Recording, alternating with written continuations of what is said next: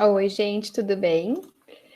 Então, meu nome é Gabriela Bossoni Riboli, eu sou enfermeira da Santa Casa de Porto Alegre, supervisora dos ambulatórios de quimioterapia adulto e pediátrico, e sou mestre, na verdade, pela UFSPA, do programa de pós-graduação em enfermagem. Então, para mim, é uma grande honra participar desse momento e poder compartilhar com vocês um pouco do que eu consegui desenvolver durante os meus 2 anos de mestrado, né? E eu já queria agradecer também às professoras por esse momento, é muito gratificante poder apresentar parte do meu trabalho e parte do meu conhecimento aqui com vocês. No fim dessa apresentação, eu deixo meu e-mail pessoal, então vocês fiquem à vontade para mandar e-mail, para me questionar qualquer coisa, porque é pouco tempo realmente para falar sobre um assunto relativamente extenso e que tem várias possibilidades de desenvolvimento, né? Tem várias vertentes, na verdade. Então, eu vim falar para você sobre a construção de um parecer técnico científico. O parecer técnico científico, mais conhecido como PTC, então, nada mais é do que um documento baseado em evidências. Então, por isso, ele deve ser realizado de maneira sistematizada e ser capaz de ser reproduzido por outras pessoas. Então, as informações que contém nele, elas devem possibilitar que outras pessoas consigam buscá-las, certo? É um tipo de estudo em avaliações de tecnologias em saúde e ele serve de suporte à gestão e tomada de decisão para os gestores em saúde. Além disso, ele é um documento que ele é disponibilizado no site da Rebrates e pela Conitec. Então, ele precisa ser para a comunidade pode ter acesso e, na verdade, deve ter acesso a isso. Então, ele deve ser construído de maneira clara, com todo o rigor metodológico, mas de maneira que seja compreensível para as pessoas que não atuam na área técnica da saúde, certo? Para que serve, então, um PTC, né? A finalidade, na verdade, dele é avaliar novas tecnologias, novas aplicações para uma tecnologia já existente e também possibilitar a otimização dessa tecnologia para outros meios. E, além disso, ela serve para avaliar a possibilidade de exclusão de tecnologias obsoletas. Então, ele realmente tem uma gama aí de aplicações. E quando eu falo em tecnologias em saúde, eu gostaria que vocês entendessem como processos, implementação de processos e rotinas que podem melhorar, na verdade, implantação ou implementação, né, de processos e rotinas que podem melhorar a nossa prática diária. Eu também estou falando de novos medicamentos, eu também estou falando de novos equipamentos, como, por exemplo, a aplicação de um novo equipamento de verificação de glicemia capilar. Então, a tecnologia, quando a gente fala, a gente normalmente pensa em máquina. Eu tenho certeza que quem já fez a disciplina de avaliação de tecnologias em saúde, que nós temos no mestrado, já conseguiu desconstruir essa percepção.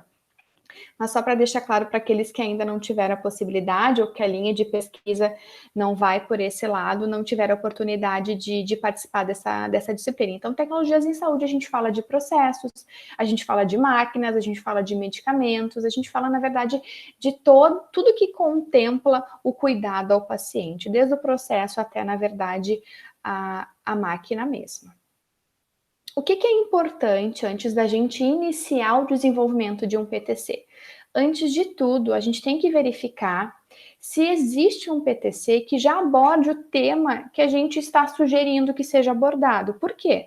Para que a gente não utilize informações que já foram publicadas, né? A não ser que a gente traga uma informação nova, uma nova aplicação àquela tecnologia, ou daqui a pouco a gente diga que aquela tecnologia já não está mais adequada para aquele momento, para aquela aplicação. A gente traga novas aplicações ou considere ela obsoleta. Então, a gente tem que ter muito cuidado com isso. Onde que a gente pode buscar essa informação? A gente pode buscar no site da Rebrates, que também a gente tem acesso a vários documentos, diretrizes, clínicas, protocolos.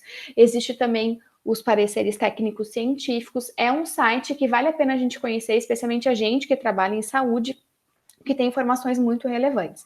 Mas esse é o local que nós devemos procurar se existe um parecer publicado com o nosso tema, certo? Então, como construir esse PTC? O PTC ele deve sim seguir um rigor metodológico para que ele seja reproduzível, certo? Ele vai partir de uma revisão de literatura. É importante que as pessoas que estejam construindo e desenvolvendo esse PTC tenham conhecimento e na língua inglesa, né? Porque a gente sabe que a maioria dos estudos eles são publicados nessa língua, é uma língua universal, inclusive artigos de brasileiros, de revistas brasileiras, também são publicados em inglês, justamente para ter maior acesso, para que o maior número de pessoas tenha acesso a essa informação, né? Então, é bem importante que a gente conheça a língua inglesa, especialmente a leitura, não precisa tanto falar, mas com certeza ler é o mais importante. Além disso, ter conhecimento em bases de dados e plataformas de busca.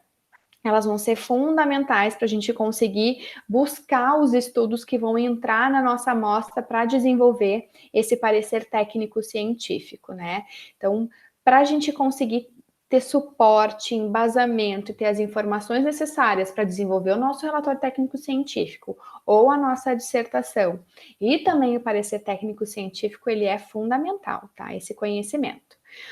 Como eu falei anteriormente, o PTC, ele tem que ser, na verdade, é uma ferramenta que pode ser acessada pela comunidade, por pessoas que não têm conhecimento técnico na área da saúde, então ele tem que sim ser em linguagem acessível e tem que ter no máximo 20 páginas, isso contando os anexos e as referências, certo? Como eu falei também, como é um documento que a gente tem que ter um acesso rápido, é um documento de leitura rápida e fácil, ele precisa ser pequeno. E ele precisa ser bem, os seus itens eles precisam ser bem descritos para que as pessoas realmente não percam tempo e que sejam mais assertivas na busca da informação. Eu trouxe, desculpa, eu acabei não falando para vocês, eu trouxe como exemplo as diretrizes metodológicas, elaboração de pareceres técnicos científicos, que é uma publicação do Ministério da Saúde de 2014. Então, aqui eu trago para vocês os itens que contemplam as diretrizes metodológicas, o que eles sugerem que sejam seguidos. É claro que existem documentos, PTCs, que talvez a gente não consiga aplicar todas essas etapas, mas existem etapas muito importantes das quais a gente não pode fugir.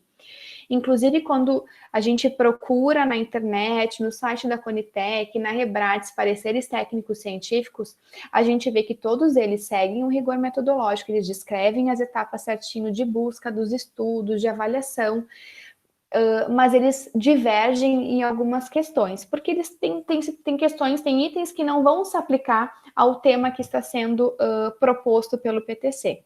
Mas é importante que isso esteja descrito no trabalho. Para quem tem interesse em desenvolver um parecer técnico-científico, é importante que isso esteja descrito para que o leitor entenda por que não foi seguido, certo?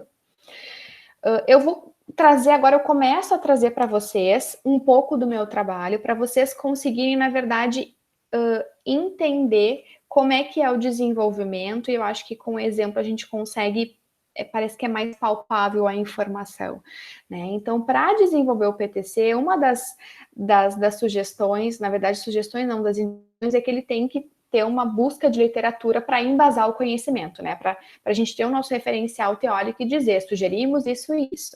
Então, para isso, eu fiz um scoping review, né? A primeira etapa da construção do meu PTC foi um scoping review, que é um tipo de revisão sistemática que serviu para buscar o meu referencial teórico.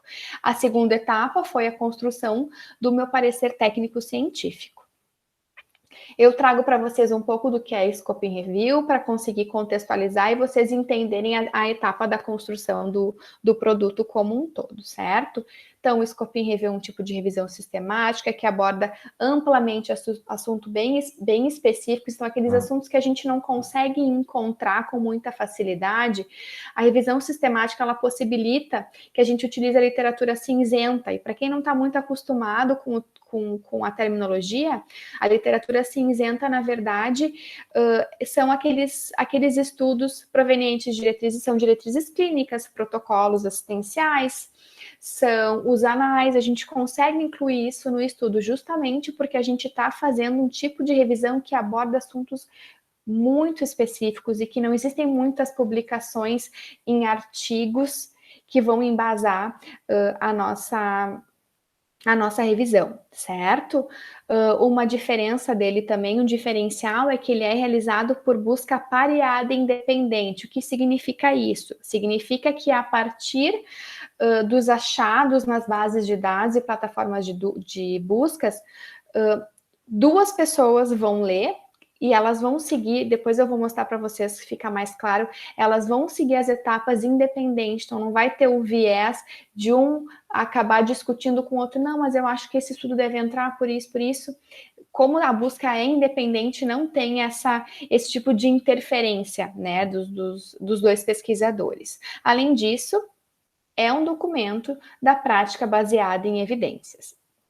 Trazendo um pouquinho das etapas, então vocês vão ver que eu trago as etapas da Scoping Review e ela acaba se misturando com as etapas do parecer técnico científico, porque também fazem parte das etapas da construção do parecer, do rigor metodológico para a construção do parecer e para a gente conseguir realmente ter as informações o mais fidedignas possíveis. Certo? Então, a primeira etapa é a definição da questão da pesquisa, então, o que vai nortear as minhas buscas e dos objetivos.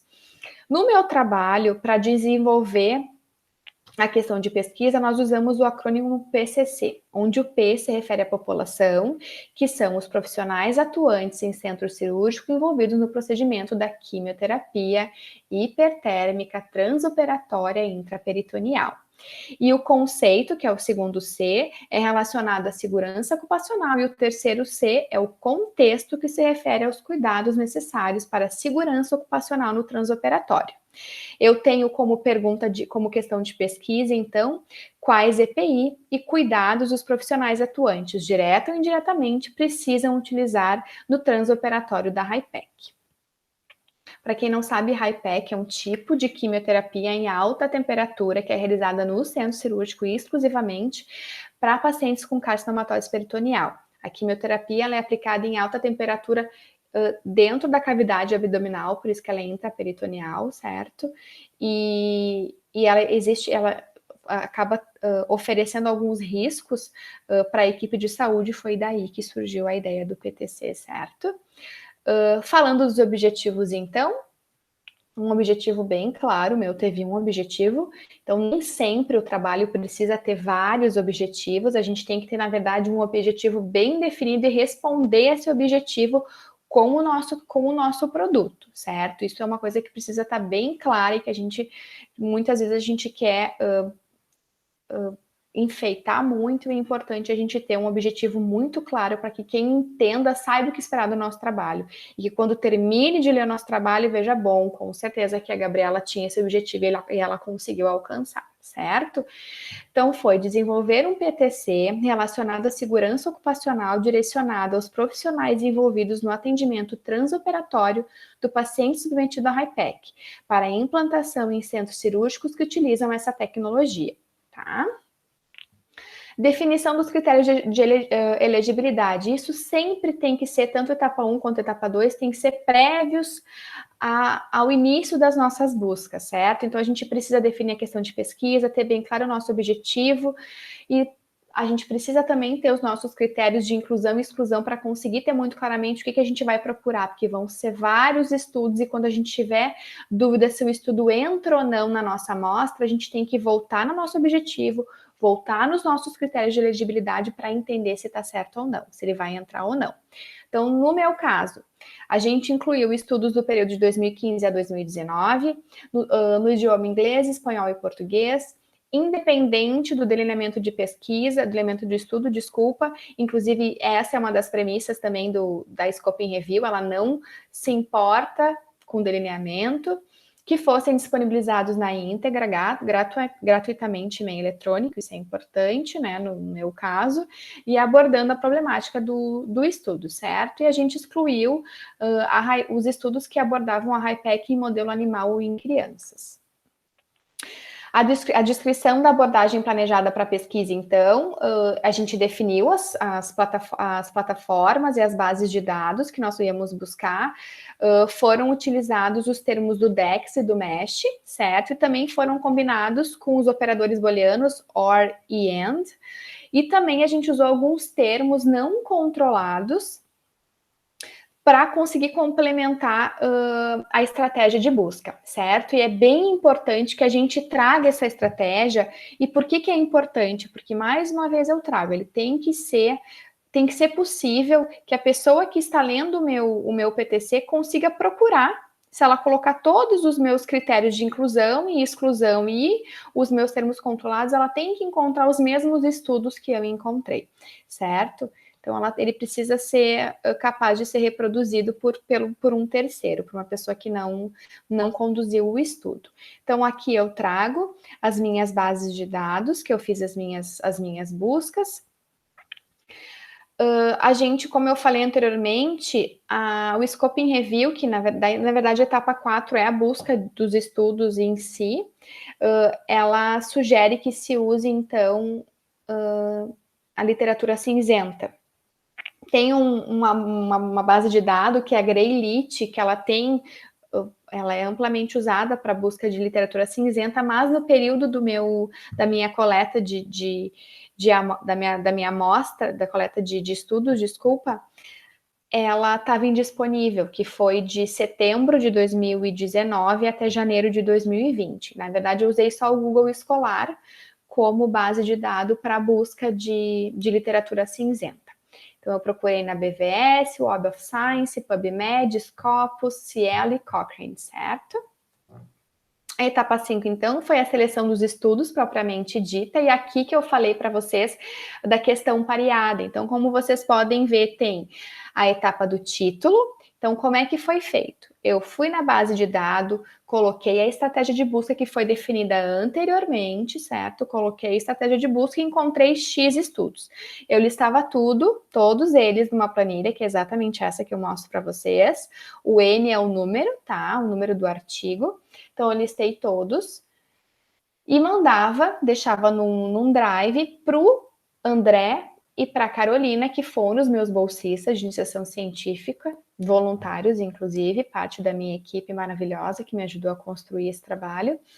Eles iam, a partir do título e dos meus critérios de inclusão, de exclusão, do meu objetivo e da minha questão de pesquisa, eles iam um título. E eles iam definir se devia entrar no estudo ou não, certo? E assim foi feito com resumo até a leitura da íntegra. E caso, isso é importante também definir antes do início das buscas, caso um entendesse que o estudo deveria entrar na amostra e o outro entendesse que não deveria, eu era o consenso. Então, eu era a pessoa que ia decidir, não vai entrar na amostra porque ele não atende o critério de elegibilidade, porque ele acaba trazendo a HiPEC em modelo em crianças, então ele vai ser excluído por isso, certo? E daí eu coloquei algumas informações até para eu mesma e para a minha equipe conseguir se guiar, como a estratégia que foi utilizada, quantos artigos eu encontrei sem filtro, quantos com filtro, qual filtro que eu usei e qual foi a data que eu fiz aquela busca. As demais etapas, então, eu vou trazer mais descritas na construção do PTC, certo? Que a etapa 6 seria extrair a evidência, na etapa 7, análise das evidências encontradas nos estudos que foram incluídos na amostra, etapa 8, apresentação dos resultados, e a etapa 9, então, o resumo das evidências e a conclusão do estudo. Esse, então, com muito orgulho, eu trago para vocês a capa do meu PTC, que é um parecer técnico-científico sobre segurança ocupacional na quimioterapia hipertérmica intraperitoneal transoperatória. Trago a minha super equipe, a Carolina Braga dos Santos, o André Nascimento, que foram os meus bolsistas voluntários, que foram meus pares, foram eles que fizeram a leitura, então, dos artigos, a avaliação se eles entrariam ou não na amostra, a Victoria Sakamoto, que apresentou para vocês as diretrizes clínicas, os protocolos assistenciais, que também foi uma super parceira, me ajudou muito, e a minha super orientadora, a professora Rita, que vocês bem conhecem. Então, com muito orgulho, quem construiu essa capa foi uma outra bolsista, que é a Bárbara, que agora está, na verdade, tocando esse meu trabalho. Então, A primeira etapa do parecer é trazer as informações econômicas e, no meu caso, ele não teve avaliação econômica e também não foram apresentadas estimativas do impacto orçamentário. Então, sempre é importante a gente descrever o que teve e o que não teve, mais uma vez.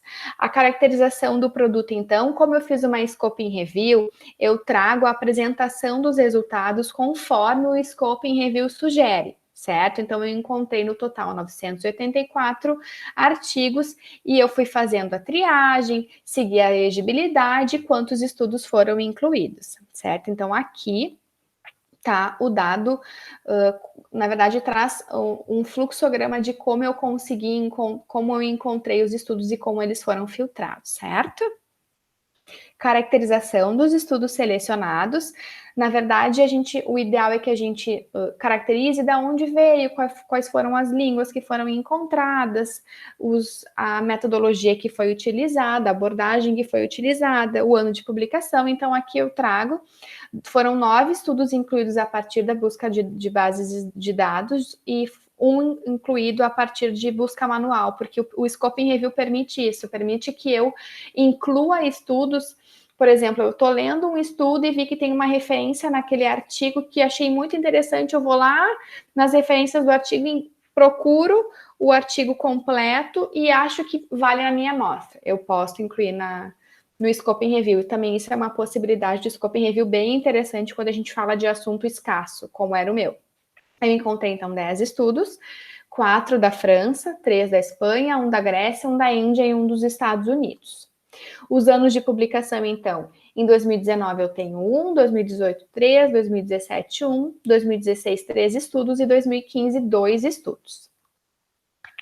As metodologias utilizadas, isso é importante a gente trazer também para depois entender a qualidade de evidência dos nossos estudos. Porque no Scoping Review eles não se preocupam com a qualidade de evidência, porque eles querem, na verdade, a informação, mas no PTC a gente precisa avaliar as evidências encontradas, tá? Então, eu tive 4 estudos que foram relatos de experiência, 3 estudos que foram revisão bibliográfica, 2 casos controle e uma revisão sistemática. Para fazer a avaliação do nível de qualidade e evidência dos meus estudos, eu usei o GRADE. O GRADE, na verdade, ele é dividido em 4 níveis de qualidade: alto, moderado, baixo e muito baixo, certo? Ele foi revisitado, então por isso que eu trouxe a definição atual é que era utilizada anteriormente, até para conseguir entender um pouco. O GRADE, ele não avalia somente o tipo de estudo que foi utilizado. Por exemplo, eu usei uma revisão sistemática. Então o grau de evidência é X. Não, na verdade, o nível de qualidade de evidência, desculpa. Na verdade, o GRADE vai ver, bom, é uma revisão sistemática. A gente tem que avaliar se aquela revisão sistemática foi de fato conduzida como ela deveria ter sido, como a metodologia se propõe. Então, realmente é uma maneira de avaliar o nível de qualidade das evidências muito apurada. A gente não avalia só a metodologia, mas se ela de fato foi seguida.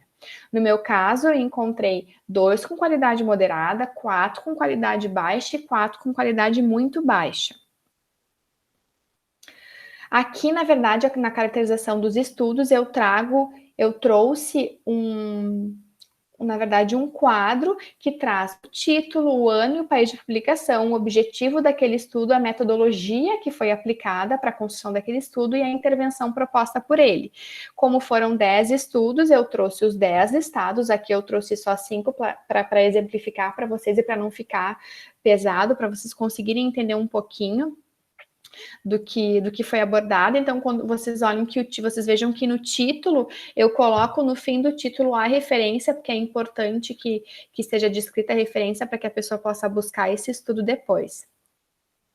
Na avaliação crítica dos estudos selecionados, lembrando que tudo que foi feito foi conforme as diretrizes metodológicas do Ministério da Saúde propõem, certo? Então, como eu encontrei estudos de caso controle e revisão sistemática, eu utilizei esses 2 formulários sugeridos por eles. Para a revisão sistemática, eles sugerem o AMSTAR.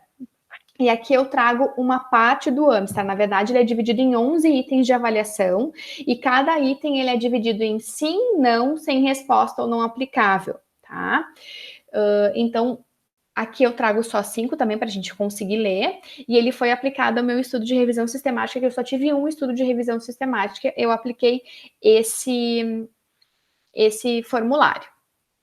Para avaliação do meu estudo de caso controle, que no caso eu tive 2, eu utilizei esse formulário do Healthcare Improvement Scotland, que na verdade é uma entidade, uma organização não governamental, é uma ONG da Escócia, e ele traz vários formulários para avaliação de estudos, tá? A avaliação crítica dos estudos é bem interessante. Eles não têm em português, eles só têm em inglês, a maioria deles, mas esse, no caso do caso controle, ele tem uma tradução validada e ele também é dividido em 11 itens, e cada item avalia o tema como bem coberto, adequadamente coberto, pouco abordado, não reportável ou não aplicável.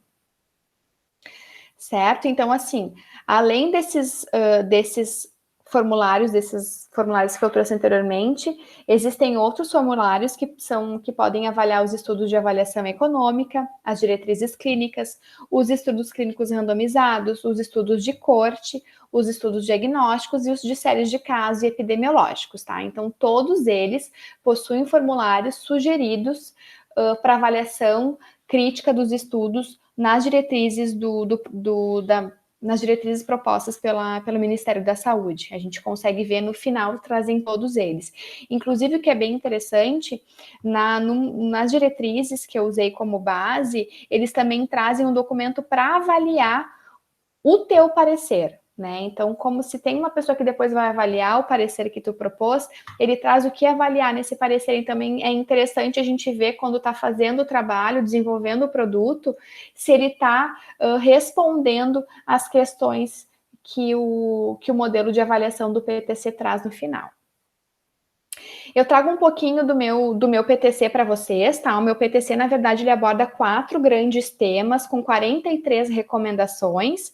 Eu dividi o PTC por tema para facilitar a busca e eu trago a recomendação e o grau de evidência baseado na avaliação feita pelo grade, certo? Eu trago aqui alguns exemplos. O primeiro tema que eu trago é aquele que traz educação e capacitação da equipe.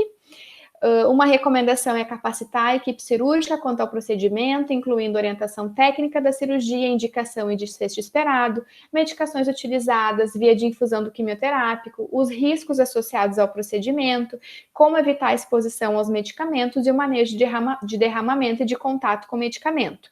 E se vocês olharem no quadro maior, porque em vermelho eu trago ele destacado, no quadro menorzinho, eu trago E1, E2, E6, E7, E8 e E9. O que significa isso? São os estudos que eu encontrei essa informação. Então, na verdade, a pessoa que está lendo o PTC pode ir lá procurar o referencial e ver na íntegra todas as orientações que são trazidas naquele estudo.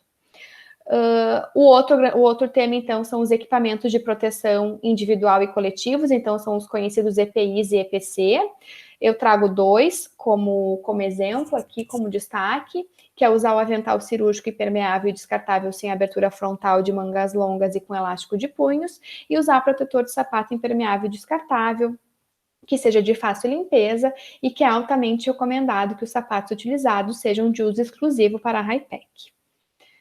A outro tema é infraestrutura necessária para a realização da Hypec, então promover ventilação adequada da sala cirúrgica através de condicionador de ar com pressão levemente maior na sala e utilizar o filtro do tipo particulado de alta eficiência, que é mais conhecido como filtro EPA, nos condicionadores de ar das salas cirúrgicas destinadas à Hypec.